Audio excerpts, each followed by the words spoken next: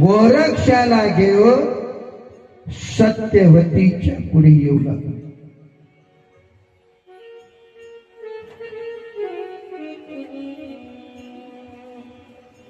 सत्यवतीच्या पुढे जेव्हा सत्यवतीने बघितलं,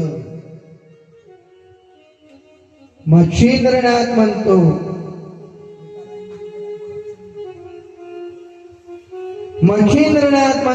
सत्यवती आता रडून काही उपयोग नाही, रडून काहीच उपयोग.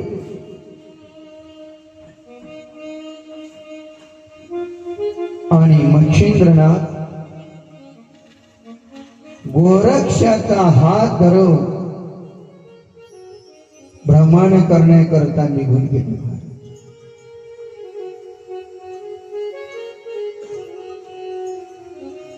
भ्रमण करण्याकरता निघून गेले. सत्यवती तिचा पती जेव्हा घरामध्ये आले, दोघे सत्यवती ढालढाल रडत बसली. पती बघत होते, अगं आता पश्चाताप करून काही अर्थ नाही.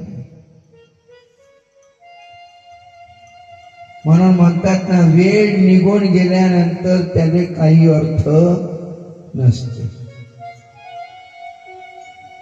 म्हणून संत म्हणतात, कल करना सो आज कर, आणि आज करना सो अभी कर. काही काही जण म्हणतात ना, कर जाऊ. आता संसारातच उदाहरण घ्या. कथा 7:30 वाजता सुरुवात होते,